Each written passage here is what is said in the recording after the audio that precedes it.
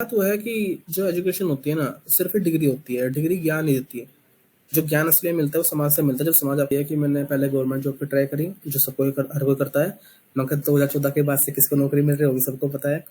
उसके बाद फिर मैंने प्राइवेट नौकरी की ट्राई करी, 12th पास से नहीं मिल पाई। उसके बाद फिर जेब में पैसा आया तो बहुत अच्छी बात है, क्योंकि सबसे बड़ी समस्या तब आती है जब आपकी जेब में पैसा ना हो। अगली चीज़ ये है कि कभी भी अगर आपको बिज़नेस स्टार्ट करना है तो ना तो पैसा कभी अपने किसी से पैसा मत लेना।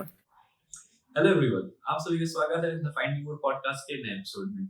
इस एपिसोड में हमारे साथ मिस्टर आदर्श राठे जुड़े हैं, जो कि रेज्यूमे प्रो के फाउंडर हैं। सो आने वाले कुछ मिनट आप सभी के लिए बहुत ही इंपॉर्टेंट होने वाली है, बिकॉज इस एपिसोड में हम जानेंगे कि कैसे एक 12th पास आउट स्टूडेंट ने अपनी आगे की एजुकेशन को छोड़ के उन्होंने एक बड़ा सा स्टार्टअप लॉन्च कर दिया। सो बने रहिए हमारे साथ इस एपिसोड में।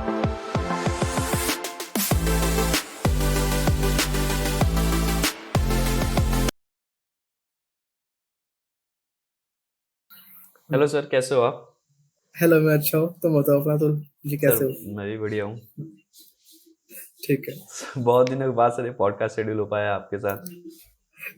कोई बात नहीं, जब भी मिले आए। तो और सब बढ़िया है सर। सब परफेक्ट। सर, बताइए कि एक्चुअली में रेज्यूमे प्रो है क्या? Resume pro resume builder website है, और इसमें रिज्यूम टेम्पलेट है मल्टीपल तरह के, डिफरेंट डिज़ाइन और डिफरेंट कैटेगरी, और सब प्रोफेशनल, बेसिक, सिंपल, क्रिएटिव, हर तरह के रिज्यूम बिल्डर वेबसाइट है। और फिलहाल ये फ्री है। अच्छा, ये भी फ्री है सर। फिलहाल। तो सर, आपने रेज्यूम डोमेन ही क्यों चुना कि हाँ, रेज्यूम बनाने वाली मुझे वेबसाइट बनानी है? जब मेरी 12th हुई थी और जब मेरी एजुकेशन कंप्लीट हुई उसके बाद मैंने इस चीज़ पे ध्यान दिया। जब मैंने रिज्यूम बनाए तो रिज्यूम बनाने के बाद मेरे सामने समस्या ये आई थी कि मैंने लोगों की तरह बड़े अक्सर से रिज्यूम बनाए। अब उसमें डिज़ाइनिंग नहीं मिलती, उसमें नॉर्मल आपने बना लिया, डिज़ाइन नहीं मिली। फिर आपने कैनवा चेक किया, जेटी चेक किया, नोवा रिज्यूम बिल्डर, बहुत सारे रिज्यूम बिल्डर वेबसाइट्स थी। तो उनमें समस्या क्या होती है कि जो, अगर हम बात करते हैं जेटी की, तो जेटी में 10-15 तरह के टेम्पलेट है सिंपल। नोवा में एक तरह का है, और सब में ऐसे है, और सब पेड है। तो उस टाइम मुझे लगता है कि नोवा जेटी रिज्यूम टेम्पलेट काफ़ी सुंदर है। तो मैंने वहाँ से डिज़ाइन बनाया, उसमें उसमें सब रिज्यूम बनाया, वहाँ से कॉपी करा और वर्ड एक्सेल में डाल दिया। मुझे लगा मैंने बहुत बड़ा तीर उखाड़ लिया जो भी था। अच्छा। फिर उसके बाद मैंने जब Canva resume builder website, sorry, जब मैंने कैनवा देखा तो मुझे लगा कि कैनवा में डिज़ाइन उतने अच्छे नहीं थे, क्योंकि डिज़ाइन हर तरह के थे, मगर एक ड्राइंग्स भी थी उसमें। कैनवा में ड्राइंग वाली फीलिंग आती है। हाँ सर। तो फिर बाद में मुझे लगा कि इसकी एक डिमांड बहुत है और ज़रूरत भी काफ़ी ज़्यादा है। बस इतना है कि लोगों को सही चीज़ नहीं मिल रही, सही चीज़ ऐसी कुछ है नहीं। तो मैंने एक वेबसाइट देखी, वो वेबसाइट का नाम नहीं बता रहा मैं। उससे मुझे कई तरह के रिज्यूम टेम्पलेट बहुत सुंदर सुंदर थे। तो फिर मैंने बाद में उससे इंस्पायर हुआ था कि अगर मैं इस तरह के रिज्यूम टेम्पलेट अपनी साइट में बनाऊँ, प्रोफेशनल लगे, सिंपल लगे, डिसेंट, सब अच्छा है। तो मैंने उससे इंस्पायर होकर बनाया था। वो सिर्फ फोटो थी। अच्छा, तो इस वे में सर आपने कि हाँ, रेज्यूमे प्रो को चूज़ किया और इस वे में आपने रेज्यूमे प्रो को बिल्ड किया। हाँ, इसलिए क्योंकि मुझे लगा डिमांड है और ज़रूरत है। सिंपल चीज़ थी, आइडिया कुछ खास नहीं था। मैंने कुछ अलग नहीं किया था, मगर मैंने जो ज़रूरत थी उसको उठा लिया, काम हो गया। सर, आपने बोला कि आपने एजुकेशन कंप्लीट किया, 12th पास किया, तो सर आपने 12th पास करके अपना एजुकेशन कंप्लीट कर लिया। हाँ, वही मेरी एजुकेशन है। 12th भी एक्स्ट्रा ही कर ली मैंने। अच्छा, 12th भी 12th की एक्स्ट्रा भी ही कर ज़रूरत नहीं लिया। थी। 12th की भी ज़रूरत नहीं थी, तो 5वीं पास ही काफ़ी था। तो सर, आप ऐसा क्यों बोल रहे हैं कि हाँ, 12th भी ज़्यादा कर लिया कुछ रिगार्डिंग एजुकेशन के? बात वो है कि जो एजुकेशन होती है ना, सिर्फ़ एक डिग्री होती है, डिग्री ज्ञान नहीं देती है। जो ज्ञान असली में मिलता है वो समाज से मिलता है, जब समाज आपके पिछवाड़े पे चार मारता है, तभी तभी तभी मिलता है ज्ञान। उससे पहले नहीं मिलता। और समस्या क्या होती है कि 12th करिए, 12th के बाद मान लीजिए आप बीटेक करें, आप कुछ भी करें, तो उससे, जिस टाइम आप 12th में होते हैं, आप 12th में मान लीजिए जब थे तो आपके अंदर एक ओवर कॉन्फिडेंस है, घमंड होता है 12th में। जिस टाइम कॉलेज में होता है आपके अंदर एक ओवर कॉन्फिडेंस, घमंड होता है। हम्म। और वो सिर्फ इसलिए होता है कि आपने समाज देखा नहीं होता, तो इसलिए ज्ञान समाज में होता है। इसलिए 12th, बीटेक, पीएचडी इनसे कुछ नहीं होता। इसलिए 12th, इसलिए मैंने कहा कि 12th की जरूरत नहीं थी। जो ज्ञान असली में जिंदगी में असली में ज्ञान ही काम आता है, और वो समाज से मिलता है, वो डिग्री से नहीं मिलता। अच्छा सर, तो एक तरीके से आप कह सकते हैं सोशल एजुकेशन के बारे में। सोशल एजुकेशन मतलब इसे थोड़ा सर, खोलिए। आपने बोला ना कि जो ज्ञान मिलती है समाज से ज्ञान मिलती है, तो सामाजिक हम्म। हाँ, वो ही जरूरत पड़ती है। जैसे मान लीजिए सेल्स का आदमी है, एमबीए किसने करा है? तो एमबी मेरे पास बहुत सारे लोग फिलहाल सेल्स से काम कर रहे हैं, कमीशन बेस पे जैसे भी है। तो अब समस्या क्या होती है कि जो एमबीए वाले होते हैं वे कुछ खास नहीं करते। अच्छा। डिग्री होती है, मार्केटिंग की पढ़ाई कर रखते हैं, और एमबीए से वाले अच्छे भी लोग हैं जो दूसरी फेल है, मगर उन्हें सेल्स आती करनी। जो दुकान में काम करते हैं वे लोग, उन्हें सेल्स आती है कि भाभी जी सामान खरीद लो, वो खरीद लो, वो खरीद लो। वे इतने पढ़े लिखे नहीं होते, मगर उन्हें ज्ञान होता है, एक्सपीरियंस खुद से सीखा हुआ। तो ये चीज़ कि होती है, कैसे डिग्री कुछ किसी काम की सामान को नहीं। सेल करना है ये उनको पता रहता है। उनको एक्सपीरियंस सिखाता है धीरे धीरे। वही चीज़ होती है, ये डिग्री किसी काम की नहीं। तो डिग्री सब लगती है, अगर आपको नौकरी करनी है तो डिग्री लो, नहीं तो किसी चीज़ की जरूरत नहीं है। सर इस वे में आपने मतलब कि बताया कि मेरा 12th भी ज़्यादा ही हो गया था। हाँ, ज़्यादा ही हो गया। तो सोशल डिफरेंट क्लेम कर दूँ स्कूल से। अच्छा तो सर ये आप अभी 12th पास आउट है एक तरीके से हम लोग कह सकते हैं। हम्म हम्म 12 पास आउट। तो सर मान लीजिए सर मुझे एक रेज्यूमे बनानी है, रेज्यूमर प्रो से, तो सर उसके स्टेप्स क्या फॉलो ठीक है, करने होंगे इसमें? उसमें सिंपल स्टेप है कि आपको रिज्यूम सेट कराओ। आपको मान लीजिए, आपको वहाँ पे आपके सामने 2 कैरोसेल दिखेंगे। आपको उनसे जो सा भी कैरोसेल पसंद है तो आप उस पर टिक कर दीजिए, नहीं तो शो मोर का ऑप्शन उस पर टिक कर दीजिए। और आपके अच्छा। सामने फिर अगला पेज आएगा, उसमें आपके सामने कई सारे रिज्यूम्स हैं, जिस पे मर्जी उस पर टिक करो, और फिर नेक्स्ट नेक्स्ट नेक्स्ट नेक्स्ट वो रिज्यूम बनकर डाउनलोड कर लो। नेक्स्ट नेक्स्ट नेक्स्ट ठीक है। हाँ, नेक्स्ट 5 पेज है। अच्छा, बस उसमें एक तरीके से टेम्पलेट्स रेडी रहेंगे, बस अपने को डिटेल्स ऐड करनी रहेंगी उसमें। Simple simple simple. Okay sir. तो सर इस वे में अपन रेज्यूमे प्रो से रेज्यूमे बना सकते हैं। ये सिंपल तरीका है। तो सर रेज्यूम बिल्डर बहुत सारे वेबसाइट अभी अवेलेबल है, तो हम्म, सर आपकी वेबसाइट और भी वेबसाइट से डिफरेंट कैसे? क्योंकि पहले से तो मेरे पास कई तरह के टेम्पलेट्स हैं, उनमें ऐसा नहीं है, उनमें सिर्फ एक है या 5 6 है, डिज़ाइन सबका सेम है। मान लीजिए जेटी रिज्यूम की बात करें तो जेटी रिज्यूम में टेम्पलेट 10 15 है, मगर सारे एक जैसे ही हैं। क्या? नोवा में एक है, और बहुत सारी वेबसाइट्स हैं जिनमें डिज़ाइन एक ही तरह का टेम्पलेट है, काम खत्म। वहाँ कोई डिमांड वो नहीं है, कैटेगरी नहीं है। मेरे में मल्टीपल तरह की कैटेगरी है, और तरीका बहुत सिंपल है। सिंपल किसी के पास तरीका नहीं है, बात वो है। डिटेल ये एक भरो सिंपल रेज्यूमे रेडी। आंसर था। डिटेल बहुत रिज्यूम रेडी, काम हो गया। ओके सर, तो अभी हम लोग देख रहे हैं कि आपने बताया कि हाँ कि आपके वेबसाइट पे बहुत सारे फ्रेम्स अवेलेबल हैं हम्म और भी वेबसाइट से डिफरेंट्स हैं। तो अभी देख रहे हैं सर कुछ हम्म, कुछ रेज्यूम बिल्डर एआई टूल्स भी आ रहे हैं, हम्म। तो उससे सर आप कैसे कॉम्पीट कर पाइएगा? देखो, जो मेरी वेबसाइट है, जो बात करते हैं एआई टूल की, एआई टूल का काम क्या होता है, वो आपको सारा डिस्क्रिप्शन समरी सब कुछ बनाकर देता है। मगर मेरे रिज्यूम में ऐसा नहीं है। मेरे रिज्यूम में क्या है, आपने एजुकेशन भरी, एक्सपीरियंस भरा, स्किल भरी, प्रोजेक्ट डिटेल भरी, और रेफरेंस भरा, और जो भी आपकी इन्फॉर्मेशन है आपने वो भरी, काम हो गया। चैट जीपीटी की जरूरत तब पड़ती है जब मान लीजिए मेरी साइट में आपको समरी भरनी हो। अब समरी क्या है, समरी एक पैराग्राफ होगा, काम खत्म, ज़्यादा इन्फॉर्मेशन है ही नहीं। तो मेरे में उसमें जरूरत पड़ती नहीं उस चीज़ की, बात वो है। अच्छा, तो सर तो इसमें आपने बताया नहीं कि एक्चुअली में एआई को आप compete कैसे कर पाइएगा? अच्छा, एआई को कम्पीट कम्पीट करने वाली बात नहीं की बात है। मैं उस चीज़ से अपनी तुलना नहीं कर रहा, तुलना इसलिए भी नहीं कर रहा क्योंकि अगर किसी को चाहिए अपना रिज्यूम बिल्कुल ऐसा कि इसमें समरी समरी समरी काफ़ी कुछ हो, काफ़ी ज़्यादा नॉलेज हो, तब वो एआई का इस्तेमाल करे, कोई समस्या नहीं है। मगर मेरा रिज्यूम उन लोगों के लिए है जिन्हें सीधा काम से मतलब है, इन्फॉर्मेशन भरी मोटी मोटी, काम हो गया। उन्हें सिंपल 1 पेज का 2 पेज का रिज्यूम लाना है तरीके से। उनके पास प्रोजेक्ट के सारी नॉलेज है एक ही पेज में, तरीके से शॉर्ट वे में। जैसे मान लीजिए आपका स्कूल है, आपका एक्सपीरियंस है, अब आपने एक्सपीरियंस में डाला कि मुझे इस कंपनी का एक्सपीरियंस है, तो आपने एक्सपीरियंस डाला, उसका डेट डाली, काम हो गया। अगर आपको डालना है एक्सपीरियंस में कि आपने क्या रोल था उस कंपनी में, ये डालना है, तो आप चैट जीपीटी का इस्तेमाल कर लो। और अगर आपको सिर्फ ये करना है कि मेरा ये काम है, काम हो गया, एक्सपीरियंस डालना, एजुकेशन डालना, तो ये मेरा सही है। फिर ऊपर से समस्या ये सबसे बड़ा फायदा ये है कि जो चैट जीपीटी है, वो आपको स्किल्स में स्टार बना के नहीं देने वाला, प्रोग्रेसिव बार नहीं देने वाला। वो आपको ऐसा कुछ भी नहीं देगा कि आपकी इस कैटेगरी में हो, ये हो, वो, ऐसा कुछ नहीं देने वाला।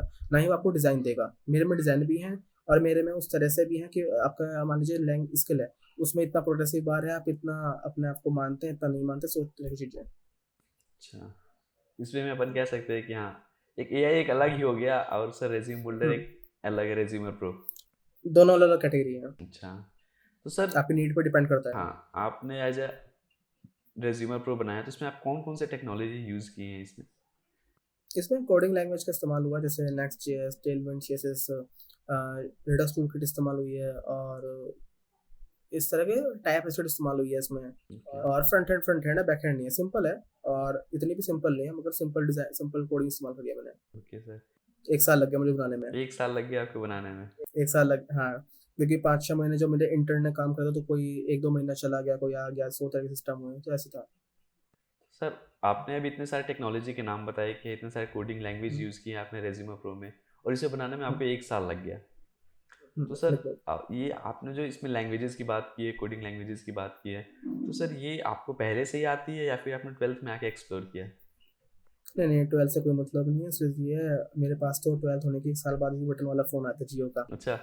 और उस समय मुझे इस चीज़ से कोई मतलब, इस चीज़ का कोई आइडिया भी नहीं था। फिर हुआ क्या था कि पहले मैंने गवर्नमेंट जॉब की ट्राई करी, वो नहीं लगी। जैसे सबको 2014 के बाद से नौकरी किसी के पास थी ही नहीं।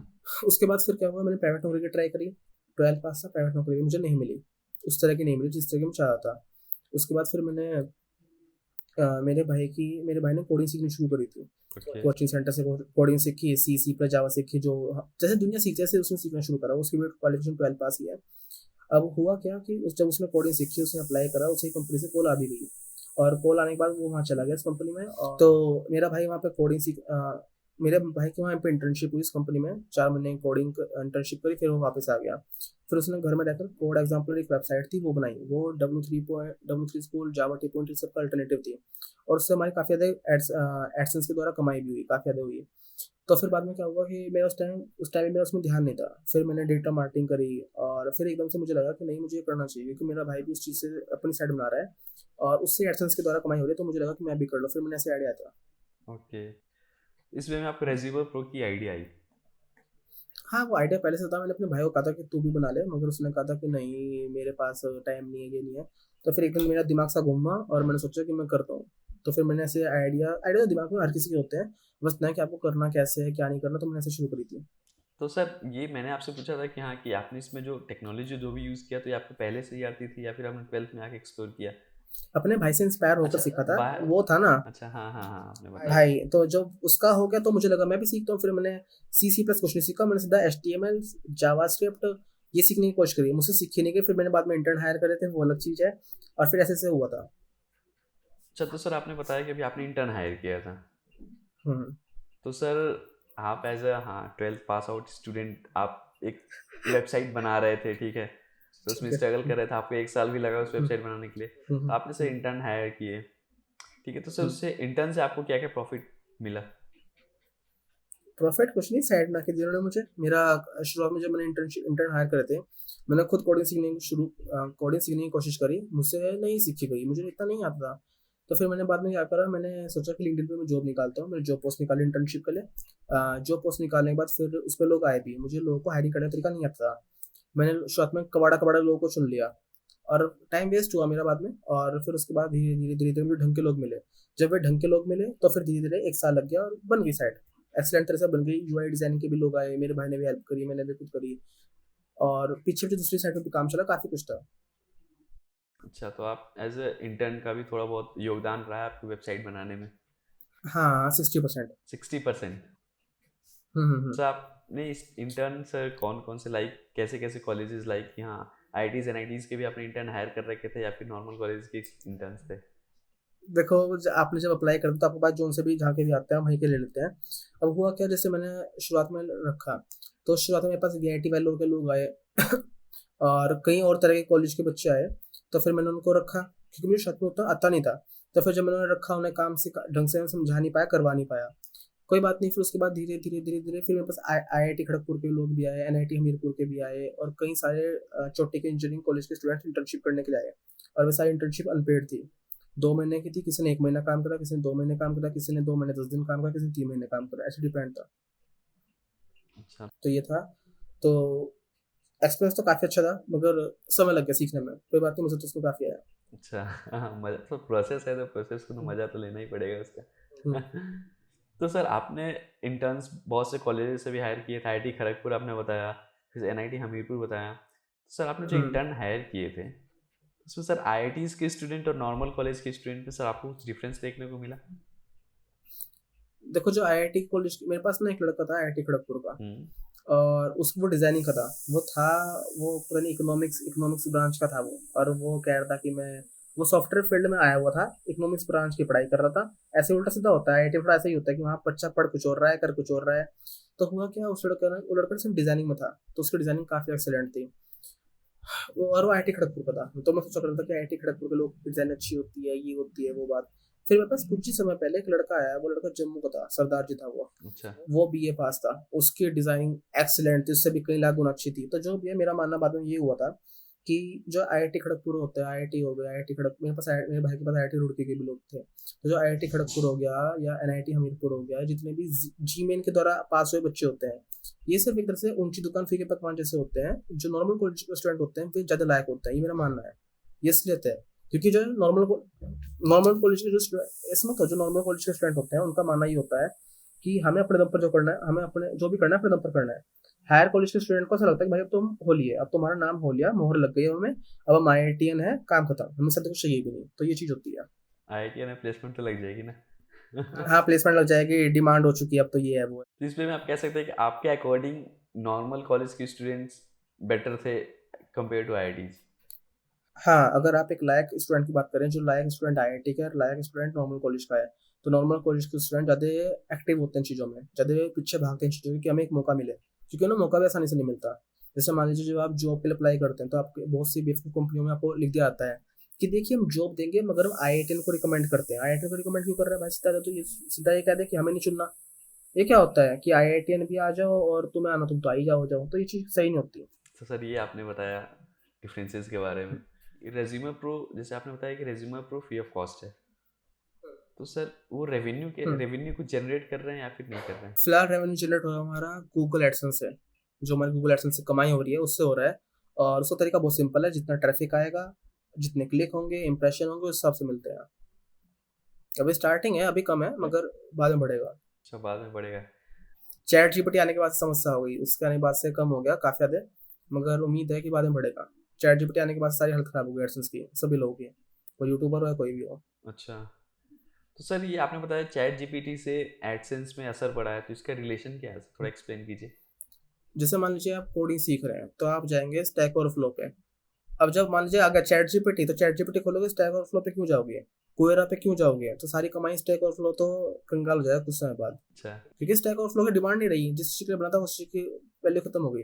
अब जैसे जिस समय मैं रिज्यूम बिल्डर साइट बना रहा था, उस समय मैंने एक साइट पे काम और करा था, उसमें मैंने स्टैक ओवरफ्लो क्विज जैसे फीचर जोड़े थे, मगर बाद में चैट जीपीटी आया तो मैं पूरे फीचर को हटाऊंगा, क्योंकि वो फीचर किसी काम के नहीं है, क्योंकि चैट जीपीटी आ चुका है, स्टैक ओवरफ्लो खुद बंद हो चुकी है, मेरे पे क्यों आएंगे लोग? तो ये सब वेस्ट है, बात ये है। अच्छा, तो इसमें मैं, हाँ, चैट जीपीटी एडसेंस रेवेन्यू पे कुछ असर डाल रही है।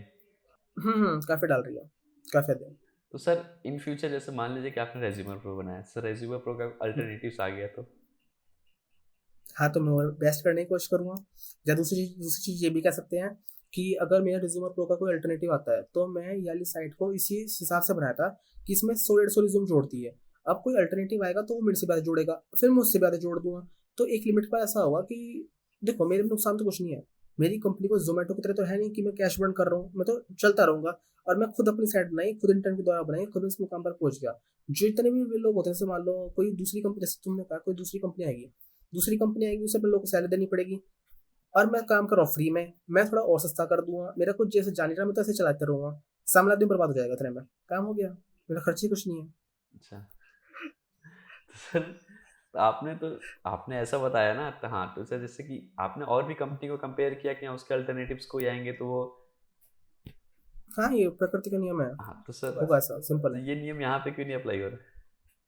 हाँ, तो जब कोई आएगा, बात हुआ है ना कि ये चीज लागू तब होगी जब मेरे यहाँ पे एम्प्लॉय काम करते हो, मैं भी उन्हें सैलरी देता हूँ। अगर मेरे पास पैसा ना हुआ और मैं बर्बाद हो गया और सामने आदमी आ गया, उसने मुझे फायदा उठा लिया, तो वो कमा लेगा। और अगर मैं कुछ इतना कमा नहीं रहा, अभी तो मेरी फ्री भी है, बाद में अगर पेड हो भी गई और किसी और कोई और आ गया, तो मैं अपने पैसे कम कर दूंगा, उसे नुकसान झेलना पड़ेगा, 100 चीज होती हैं। वो कहाँ से सैलरी देगा? वो फंडिंग उठाएगा, लॉस में जाएगा, कोई बात नहीं, चले जाओ। मेरा मेरा तो जेब से कुछ नहीं जा रहा ना, मैं अच्छा। तो किसी सैलरी दे नहीं, मेरी मेरी कमाई कम हो जान दो। सर अभी कंपनी में आप अकेले हैं या फिर आपके कुछ साथ मेंबर्स भी हैं? नहीं, अकेला हूँ, फाउंडर हूँ, अकेला काम काफ़ी है, इंटर्न से साइड बनाई थी, और अब मैं उस वो से रन करता हूँ, काम हो गया। अच्छा, तो अभी आप अकेले वर्क कर रहे हैं इस रेज्यूमे प्रो पे? हाँ हाँ हाँ, जो बना था बन गया, अब तो उसमें कुछ, अब तो सिर्फ मैं उसकी डिजिटल मार्केटिंग संभालता हूँ और कुछ नहीं, और मैं और चीज़ों पे काम कर रहा हूँ, कोडिंग सीख रहा हूँ, बहुत प्रोफेशनल वाली कोडिंग सीख रहा हूँ, ताकि और सब मैं खुद करूँ, मैं इंटर्न हायर नहीं करने वाला, दिमाग खराब होता है। अच्छा, तो सर आपको इतना कुछ करने के लिए इंस्पायर क्या चीज़ किया कि हाँ यार मुझे मैं इतना इंस्पायर नहीं, करूँगा, ये करना है? बात वो जब आप जो माने आते हैं जो आपको मिलती नहीं। 12th पास है, लोग हर चीज़ में कहते हैं भाई 12th पास है, फलाना है, डिगड़ा है, ये है, वो है, तब दिमाग खराब होता है। आईआईटीएन आते हैं, विज्ञान पेलते हैं, हम तो आईआईटीएन है, लोग कहते हैं आईआईटीएन है। भाई आईआईटीएन में कुछ गोबर पातना भी नहीं आता, क्या देख रहे हो भाई, ऐसे कुछ नहीं आता, सिर्फ कहने कहने को होता है आईआईटीएन, तो थोड़ा दिमाग खराब होता है। तो ऐसे फील होता है कि हम कर सकते हैं, हम लायक हैं उस चीज़ के, तो मैं कर सकता हूँ। तो इसलिए इंस्पायर आदमी खुद ही आता है, जब आदमी सामने आदमी से नीचे दिखाता है तो इंस्पायर खुद ही आता है, इतनी बड़ी बात नहीं है। इसलिए तो ये है कि इंस्पायर आदमी इसलिए नहीं हो पाता कि उसके साथ कोई ना कोई खड़ा रहता है। और जब आपके साथ कोई खड़ा नहीं, जैसे मान लो मेरे घर में कमाने वाले मैं और मेरा भाई ही है और कोई नहीं है, तो आदमी इंस्पायर खुद होगा, सिंपल, खुद होगा इंस्पायर। अच्छा, सेल्फ इंस्पायरेशन कह सकते हैं। हाँ, वो खुद होना ही पड़ता है, समय करा देता है। तो सर अभी अपने कुछ देर पहले आपने बताया कि हाँ आपको वेबसाइट बनाने में 1 साल लग गए थे।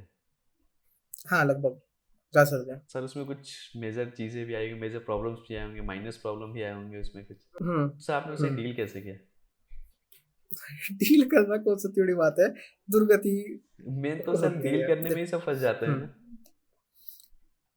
नहीं, बात बहादुरी की है, बात उस चीज़ की है कि आप प्रेशर को अपने सर पर कैसे लेते हैं। अब मान लो मेरे यहाँ को लोग काम कर रहे हैं, मेरे इंटर्न ने मुझसे पूछ लिया चीज़ कैसे होगी, अब मुझे पता खुद है नहीं, तो मैं क्या कहूँगा, मैं ये कहूँगा कि मैं किसी से पूछ के बता रहा हूँ। मेरे यहाँ जितने भी इंटर्न ने काम करा, उन सबको मैंने बातों का पता लेने दिया कि मुझे कोडिंग नहीं आती, अच्छा। मुझे A for apple B for ball भी नहीं आता, मुझे कुछ भी नहीं आता कोडिंग के बारे में। मैंने उनके सामने इस तरह से दिखाया कि मुझे आता है। तो एक चीज़ तो चीज़ होती है कि आपको संभालते किस तरह से हैं, काम किस तरह से लेना आता है। अगली चीज़ ये है कि मैंने किसी से डील करी, मान लीजिए मैंने जब रिज्यूमे प्रो बनाई थी, उस समय मैंने वो बनाई थी रिएक्ट जेएस पे।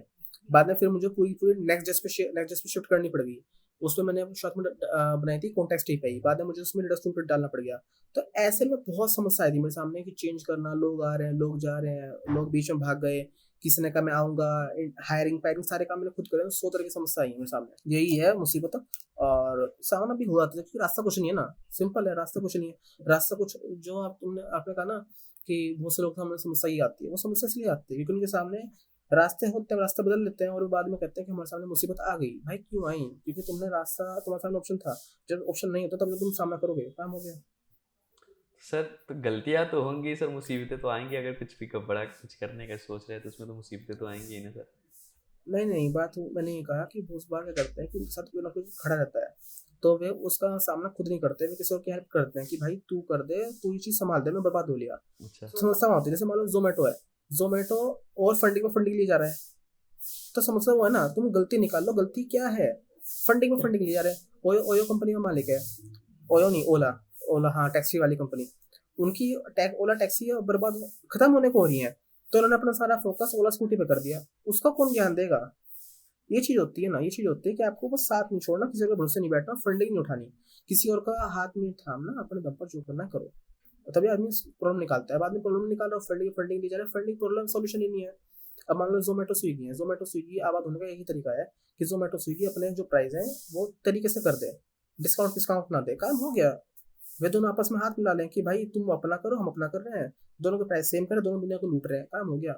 अब दोनों भूखे मर रहे हैं कि भाई तू मेरे से नीचे, मेरे से नीचे, तो काम खराब हो जाता है। सर लेकिन एक होता है ना कि सर हाँ हेल्दी कंपटीशन सही रहता है, वो कस्टमर्स के लिए भी सही रहता है और फिर जो उसको फेस कर रहे हैं उनके लिए भी सही रहता है हेल्दी कंपटीशन। हेल्दी कंपटीशन नहीं नहीं नहीं नहीं, देखो कंपटीशन एक होता है, कंपटीशन एक होता है भूखा मरना, तो एक कंपटीशन नहीं है, ये दोनों अपने आपस में एक दूसरे को खत्म कर रहे हैं, कंपटीशन नहीं है। अच्छा। कंपटीशन होता है हम इतने लायक हैं, ये कंपटीशन कर रहे हैं कि भाई तुझसे डिस्काउंट करेंगे और आदमी खींचेगा, और आदमी पता है आपको कैसे होते हैं, जिधर कोई नहीं डिस्काउंट खींचता, रहेगा उधर जाएंगे। उधर जाएंगे, कोई किसी का अपना नहीं। तो सर जैसे कि आपने 12th में आके आपने कोडिंग सीखना स्टार्ट किया था, ठीक ठीक है। है। तो सर आपने open platform like open platform बोलते तो सर यूट्यूब वगैरह होगा, या फिर आप यूट्यूब से आपने सीखना शुरू किया था, या फिर आप कुछ कोचिंग वगैरह ज्वाइन किए थे? नहीं नहीं नहीं, मैंने सब यूट्यूब से सीखा क्योंकि मेरे भाई ने कोचिंग करी थी और फिर बाद में उसने भी सब यूट्यूब से सीखा, यूट्यूब से सीखा। या बहुत सारी ऐसी वेबसाइट्स थी जैसे W3 स्कूल हो गई, और मेरे भाई ने खुद साइट बनाई कोड एग्जाम्पल, मैंने उससे भी सीखा बाद में। और मेन तौर पर यूट्यूब से ज्ञान काफ़ी मिलता है। बहुत से लोग कहते हैं यूट्यूब पे फ्री ज्ञान उतना अच्छा नहीं होता, मगर ऐसा कुछ नहीं है। आज के समय में यूडीमी से भी अच्छा ज्ञान यूट्यूब पर आ गया। यूट्यूब पे काफ़ी कुछ है, यूट्यूब पे बहुत कुछ है, सब कुछ है यूट्यूब पे, और दिन पर दिन यूट्यूब पे बढ़ ही रहा है। क्वालिटी कंटेंट की बात की जाए तो यूट्यूब पे क्वालिटी कंटेंट्स आने लगे हैं। हाँ, आजकल आने लगे हैं, काफ़ी ज़्यादा अच्छे-अच्छे आ रहे हैं क्योंकि डिमांड बढ़ रही है उस चीज़ की। सर आपके पॉइंट ऑफ व्यू से देखा जाए तो कौन कौन सी टीचर्स जो यूट्यूब से पढ़ा रहे हैं तो बच्चे के लिए इफेक्टिव रहेंगे, इफेक्टिव एजुकेशन प्रोवाइड कर रहे हैं? जैसे मान लीजिए अगर आप देखते हैं ज़्यादातर जो यूट्यूबर हैं एक तो विदेशी अच्छे हैं, जो विदेशी होते हैं नामी, जैसे कोड इवोल्यूशन हो गया और कई सारे हो गए जो नामी हैं। कुछ होते हैं, कुछ 4-5 ही नाम मुझे किसी के याद नहीं आ रहे विदेशियों के। 1-2 और हैं जैसे कोड विद एंटोनियो, वो काफ़ी बेहतरीन है और भी बहुत सारे हैं। और अगर हिंदुस्तानी यूट्यूबर की बात कीजिए तो हिंदुस्तानी यूट्यूबर यूट्यूबर में सबसे अच्छा है code step by step, Hindi है और काफ़ी अच्छा है वो। कैसा? और कोड विद हैरी मेरे हिसाब से कैसा भी नहीं है, थापा टेक्निकल भी कैसा नहीं है, वो बस छोटा पार्ट सिखाते हैं, पार्ट से कुछ नहीं होता, किसी काम का नहीं होता। अगर आपको सीखना है तो आप बड़ा सीखो, जैसे और सिखाते हैं।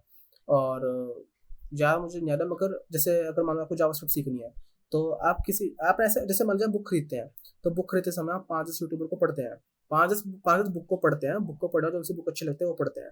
तो ऐसे ही है कि वो बुक खरीद लेते हैं। तो ऐसे ही है कि जिस टाइम आप यूट्यूब देखते हैं, आप यूट्यूब से कोई पढ़ाई करते हैं, मान लीजिए आपने जावास्क्रिप्ट की वीडियो पढ़ी, तो जावास्क्रिप्ट के 10-15 यूट्यूबर उठा लो और उन सबको देखो, जो उनसे अच्छा लगे उससे पढ़ना शुरू कर दो। जैसे मान लीजिए जावास्क्रिप्ट है, जावास्क्रिप्ट में सबसे अच्छा है हर्षित वशिष्ठ, उसकी एक वीडियो थी, जावास्क्रिप्ट वो अच्छी है। और भी कई सारे हैं, तूफानी कोडर है, झारखंड का देसी लड़का है।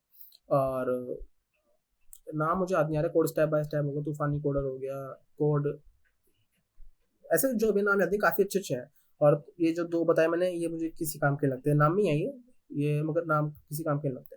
आपके अकॉर्डिंग? हाँ, मैंने पढ़े हैं, इनमें थोड़ी थोड़ी इन्फॉर्मेशन है, वो इस काम काम के रहते नहीं। सर आपने ये तो आपने अपने कोडिंग जर्नी के बारे में बताया, कहाँ से सीखना ज़्यादा बेटर रहेगा, कौन से यूट्यूब चैनल सही हाँ रहेंगे। हाँ। सर आप एक कह सकते हैं कि हाँ, बड़ी कंपनी आपने रेज्यूमे प्रो वो आप रन कर रहे हैं, ठीक है सर। आपने भी स्टार्टिंग में बहुत सारी परेशानियाँ झेली होंगी, ठीक है। तो सर अगर कोई यूथ है, उसे कुछ स्टार्ट करना है, ठीक है। तो उनको सर आप क्या मैसेज देना चाहते हैं कि कुछ कैसे, कि हाँ इस वे में अपने को जाना चाहिए, नहीं इस वे, ये वे गलत है, इस वे में जाना चाहिए, तो आप और उनके थिंकिंग्स कैसे इम्प्रूव कर सकते हैं आप, इसके लिए से आप क्या मैसेज देना चाहते हैं? ठीक है, देखो, जैसे सबसे ज़रूरी क्या होता है कि जब आपको बिजनेस स्टार्ट करते हैं, आपके दिमाग में कोई आइडिया आता है किसी बिजनेस के लिए, तो बहुत बार लोग क्या करते हैं कि जो पैसा होता है वो एकदम से पैसा डाल देते हैं, काम हो गया, और वहाँ पे खत्म हो आते हैं। मेरा मानना ये है कि जब भी आपको बिजनेस स्टार्ट करें, कुछ भी स्टार्ट करें, जैसे मान लीजिए वेबसाइट है मेरी, रिज्यूमा प्रो, ये भी एक बिजनेस ही है एक तरह का। तो जब भी आप कुछ भी करते हैं, आप वैसे ऑफलाइन बिजनेस कर रहे हैं, ऑनलाइन बिजनेस कर रहे हैं, कुछ भी कर रहे हैं, तो कम से कम सोचने में 1 साल का या 5-6 महीने का समय लो। मतलब उस चीज़ पे सोचो सोचो, 2-3 महीने भी काफ़ी है, मगर सोचो, ये नहीं कि भाई बस हमने सोचा, हमारी इच्छा थी हम ये करेंगे वो करेंगे। जैसे मान लो कोरोना वायरस से पहले मेरी इच्छा थी सिक्योरिटी एजेंसी खोलने की, फिर कोरोना वायरस आया, सिक्योरिटी एजेंसी खत्म हो गई, सारी जगह से खत्म हो गई, अब किसी का इतना पैसा रहा नहीं कि कोई गार्ड हायर करे, तो वो बिजनेस खत्म हो गया, उतना अच्छा चल नहीं रहा, तो मेरी डिमांड खत्म हो गई, मेरा मन भी खराब हो गया इस चीज़ से। अगर मैं खोलता तो समस्या कराता। तो जो भी मेरा मानना ये है कि सबसे पहली चीज़ तो कि समय के साथ में चलो, किस जिस चीज़ के बारे में सोचना है उस चीज़ के मार्केट में डिमांड देखो, ऑनलाइन चीज़ों का इस्तेमाल करो। ऐसा मत करना बाद में कोई बहाना मत छोड़ना कि भाई हमें पता नहीं चल पाया, हमें पता नहीं था डिमांड है नहीं है, ये बहाने हैं, गलती आपकी, आप दुर्गति कराओगे, फिर किसी को मत कहना, पहली चीज़। दूसरी चीज़ ये है कि जब भी आपको चीज़ स्टार्ट करो, आप ये मत सोचना कि भाई वो लायक है, हम नालायक हैं। कारण ये होता है कि जो आदमी सामने आदमी बन चुका है ना, वो अपने दम पर नहीं बना, वो अपने फादर के दम पर बना होगा, बाप के दम पर बना होगा। जैसे मान लो बड़े बड़े बिजनेसमैन होते हैं, आप सोचते हैं भाई मुकेश अंबानी का लड़का है, मुकेश अंबानी का लड़का आपसे नीचे ही है, ध्यान दो उस चीज़ पे, उसके पास पैसा है इसलिए उस मुकाम पर खड़ा है। तो इसलिए अपने आप को तैयार करो, लायक करो, अपने आप को बहुत कुछ समझो, ये नहीं कि भाई हम तो बस नॉर्मल है, क्योंकि एक चीज़ सबसे जरूरी होते है बिजनेस को स्टार्ट करने में, पैसा उतना नहीं चाहिए होता जितना आप सोचते हैं, कितना चाहिए उतना चाहिए।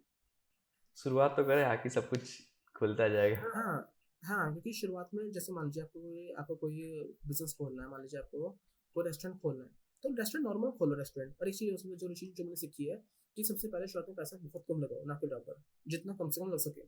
और जब आपको उससे ग्रोथ दिखे तब उसमें पैसा आगे लगाओ। बहुत से लोग सोचते हैं कि बहुत से लोग क्या करते हैं कि होटल खोल लेते हैं, रेस्टोरेंट खोल लेते हैं, उस जगह पर डिमांड नहीं है, काम खत्म।